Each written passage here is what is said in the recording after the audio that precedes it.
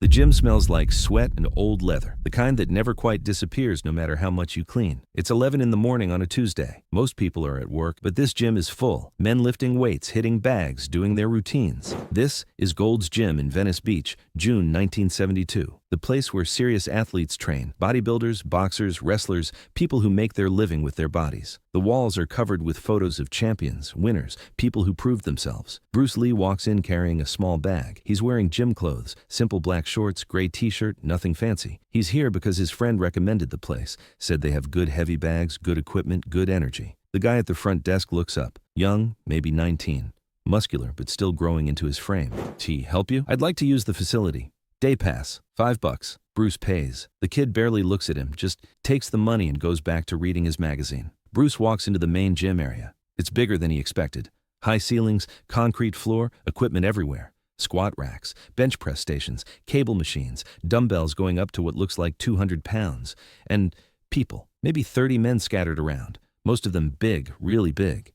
This is where the serious mass builders train, where men come to build size, where bigger's always better. Bruce finds an empty heavy bag in the corner, sets his bag down, starts stretching. Just basic material, loosening up, getting ready. He doesn't notice the man watching him from across the gym. The man's name is Rick Donovan. Professional wrestler, not the staged entertainment, but real wrestling. Greco-Roman. He competed in the Olympics 4 years ago, didn't medal, but made it to the quarterfinals. Now he wrestles professionally, makes decent money, has a reputation. Rick is huge. 6'2", 250 pounds, all muscle, arms like most people's legs, neck that doesn't really exist anymore, just slopes from his head to his massive shoulders. He's been training here for 3 years, knows everyone, owns the space in that way large men do. He's doing dumbbell presses when he sees Bruce, stops mid-rep, stares. His training partner notices. "What? That little Chinese guy. What's he doing here?" "Training probably, same as everyone. He looks like a skeleton, like a strong wind would blow him over." The training partner glances at Bruce, shrugs. "Team, maybe he's new. Leave him alone." But Rick doesn't leave people alone. Part of his personality, part of what makes him good at wrestling. He dominates, controls, makes other people react to him. That's his approach. He sets down the dumbbells, wipes his hands on his shorts, walks over to where Bruce is stretching. Bruce is mid-stretch when a shadow falls over him. He looks up, way up. Rick towers over him. The size difference is extreme. Rick has probably 100 pounds on Bruce, 7 inches in height, double the muscle mass. "You lost?" Rick asks. "No, just stretching." "This is Gold's Gym, serious place for serious athletes." "I know, that's why I'm here." Rick laughs, not mean exactly, just amused. "No offense, buddy, but you look like you belong at a yoga studio, not a real gym." Bruce stands up, even standing. He barely comes to Rick's shoulders. "I'm just here to train, not bothering anyone." "What do you weigh, like 100 pounds? 140? 140? Rick laughs again, louder this time. A few other men look over. "Man, I gain and lose more than that cutting weight. You're nothing but bones." Bruce's jaw tightens slightly. "I'm good, thanks. Just want to use the bag." "The bag? You mean the heavy bag? That thing weighs more than you do. You sure you can move it?" "I'll manage." Rick looks at his training partner, then at the other men who are watching now. This is entertainment, a break from the monotony of reps and sets. "Tell you what," Rick says, "how about a demonstration? Show everyone here what 140 pounds can do, just for fun." "I'm not here to demonstrate, just to train." "Come on, don't be shy.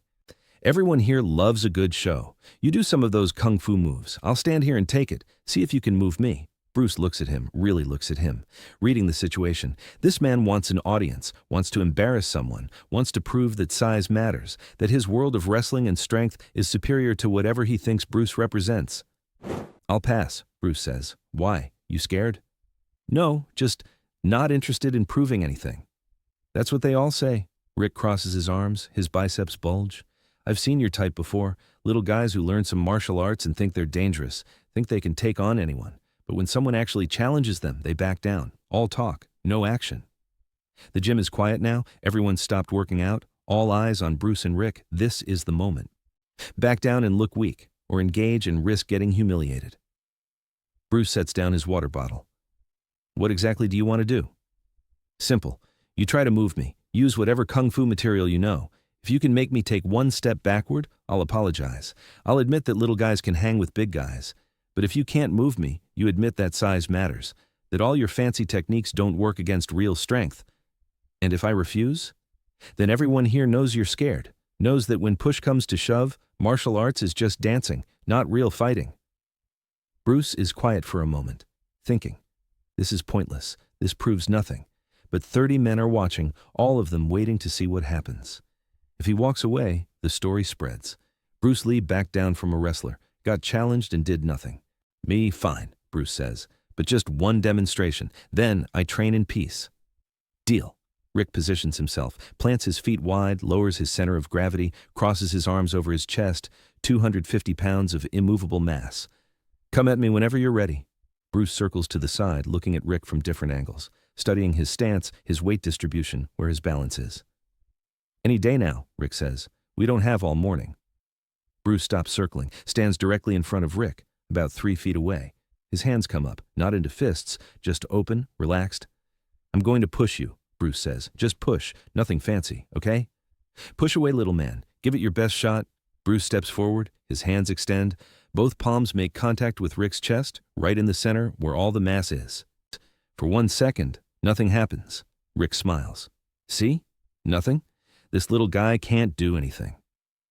Then Bruce's body changes. His back foot plants, drives into the floor. Force travels up through his calf, through his knee, through his hip. His core rotates, his chest opens, his shoulders extend. Everything in his body aligns in one direction, behind those hands, behind that push. The sound is like a car door slamming, deep, solid, absolute. Rick's eyes go wide, his feet leave the floor, actually leave the floor. 250 pounds of wrestler launches backward. He travels maybe 4 feet through the air before his back hits the wall hard. The impact is loud, the whole wall shakes. A framed photo falls off and crashes to the floor. Rick slides down the wall, sits there, stunned. Can't process what just happened. His chest hurts, not surface pain, deep pain, like someone hit him from inside. He tries to breathe, but it's hard. The air won't come right. The gym is completely silent. 30 men frozen, weights still in hand, mouths open. Nobody moves, nobody speaks. Bruce lowers his hands, steps back. You okay? Rick can't answer yet, still trying to remember how to breathe. His hands go to his chest, pressing, testing, making sure nothing's broken. After maybe 10 seconds, Rick manages to pull in a full breath, then another.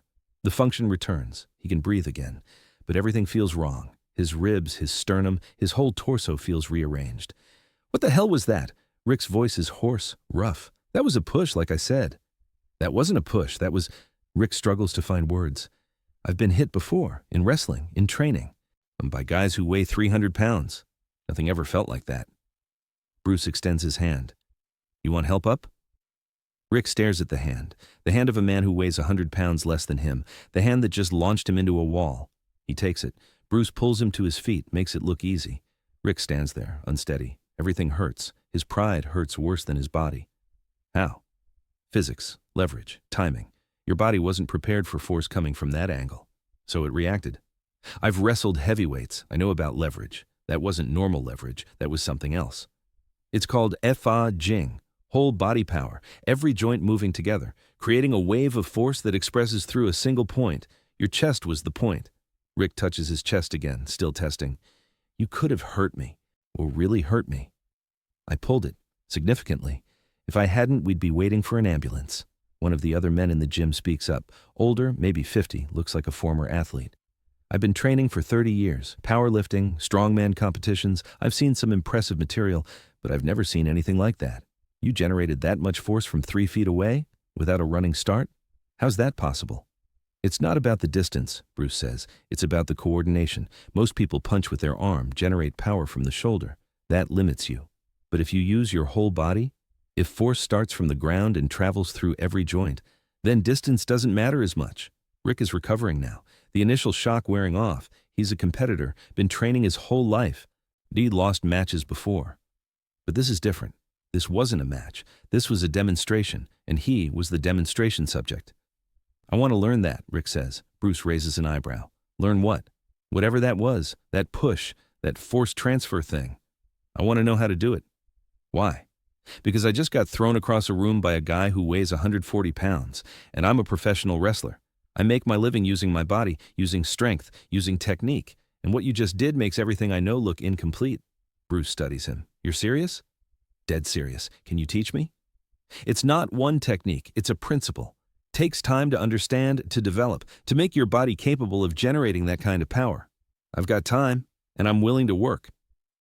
Bruce thinks about this. Rick challenged him.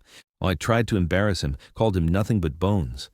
But now he's asking to learn. Genuine humility after genuine defeat. That's rare.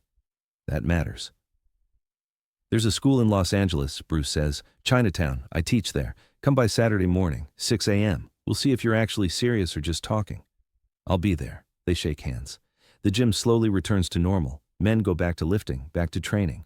But the energy has changed. Everyone saw what happened. Everyone's processing it. The small man just launched a 250-pound wrestler into a wall with a push from 3 feet away. Rick's training partner comes over. You good? Yeah, I'm good. Rick is still rubbing his chest. But we're changing gyms. Why? Because I don't want to train here anymore knowing that happened, knowing everyone saw. I need a fresh start, somewhere nobody knows the story. Man, the story's going to follow you. Everyone here is going to talk about this. I know, but at least at a new gym they'll only have heard about it, won't have seen it. Bruce finishes his workout, hits the heavy bag like he planned, works combinations, practices techniques, 30 minutes of solid training. The whole time, men keep glancing at him, whispering, pointing. When he's done, he wipes down the bag, collects his belongings, heads to the door. The kid at the front desk looks at him different now. Hey, that thing you did to Rick, that was incredible. It was just a demonstration. Can you teach me that? Maybe. Depends if you're willing to work. I am, definitely. Bruce gives him the address of his school, same as he gave Rick. Then he leaves. Outside, the Venice beach sun is bright, hot. The ocean is a few blocks away. You can smell the salt in the air. Bruce walks to his car, a beat-up Datsun, nothing fancy, gets the job done. As he's opening the door, Rick comes out of the gym, walking carefully, still hurting. Hey, Rick calls out. Bruce turns. Yeah? I just want to say, I'm sorry for what I said, the bones comment, the challenging you to prove yourself. That was disrespectful. You didn't deserve that. You didn't know. Doesn't matter. I judged you based on your size, based on assumptions. That's my fault. Bruce nods. Apology accepted. Can I ask you something? Sure. Have you done that to other people? That push thing? A few times, when necessary. What happens when you don't pull it? When you use full power? Bruce is quiet for a moment. People get hurt. Badly. Broken ribs, internal injuries. One time someone's heart stopped. We had to resuscitate him. Rick's face pales. And you pulled it with me? Significantly. How much, percentage-wise? Maybe 20%, just enough to make the point without causing damage. Rick swallows hard. Jesus, 20% did that to me. What does 100% do? You don't want to know. They stand there for a moment, the sun beating down, cars driving past on the street, normal life continuing around them while they process what happened. I'll see you Saturday, Rick says. 6 a.m., I'll be there. Good. Rick goes back inside. Bruce gets in his car, drives away. The gym gets smaller in his rearview mirror.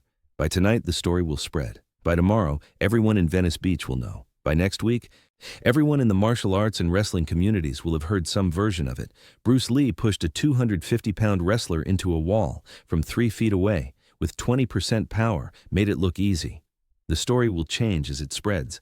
Details will get exaggerated. Some versions will say Rick flew 10 feet. Some will say the wall cracked. Some will say Bruce used chi energy or pressure points or magic. But the core will remain true. Size didn't matter. Strength didn't matter. What mattered was understanding, technique, the ability to generate force efficiently. Saturday morning, 6 a.m., Bruce is at his school, small place above a restaurant in Chinatown. Wooden floors, mirrors on one wall, basic equipment. He's going through forms when he hears footsteps on the stairs. Heavy footsteps. Rick appears in the doorway. And he's wearing gym clothes. His face is serious, determined, and he's not alone. 3 other men are with him, all wrestlers, all big, all from Gold's Gym. I brought friends, Rick says. Hope that's okay. They all want to learn. Bruce looks at them. 4 massive athletes standing in his small school, taking up most of the space just by existing. You all serious about this? About learning? About questioning what you think you know? They all nod. Then come in. Take off your shoes. We'll start with the basics. They train for 3 hours. Bruce breaks down body mechanics, shows them how force travels, how to connect the ground to the hands, how to make the body work as one unit instead of separate parts. It's hard for them. Their bodies are built for strength, for power, for muscular force. What Bruce is teaching requires relaxation. It requires letting go of tension, requires using the body differently than they've trained it for years. Rick struggles most. His wrestling background makes him want to muscle through everything. Bruce keeps stopping him, making him start over. "You're fighting yourself," Bruce says. "Your muscles are tensing before you move. That tension slows you down, makes you predictable. You have to learn to move first, then add power. Not build power, then try to move. That goes against everything I know." "I know. That's why it's hard. You're not learning a new technique. You're unlearning old habits." They continue working. By the end of 3 hours, everyone's exhausted. Not physically, mentally. Having to think about every movement, having to question every assumption, having to accept that bigger isn't always better. Or Rick stays after the others leave. "Can I ask you something personal?"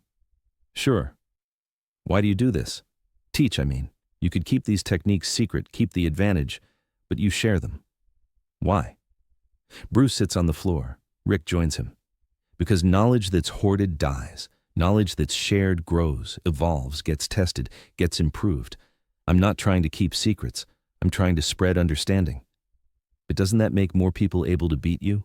"Maybe, but I'd rather lose to someone who understands than win against someone who's ignorant. Fighting isn't about dominance. It's about understanding truth. And truth is better when it's shared." Rick nods slowly. "That's different from wrestling. In wrestling, you keep your best techniques secret. Use them in matches when opponents don't expect it. That's sport. This is something else. This is about life, about self-defense, about understanding violence so you can avoid it or survive it. That knowledge should be available to everyone willing to learn." They sit in silence for a moment. Then Rick speaks again. "That push you did, the one that hit me. Can everyone learn that? Or do you need special genetics or something?"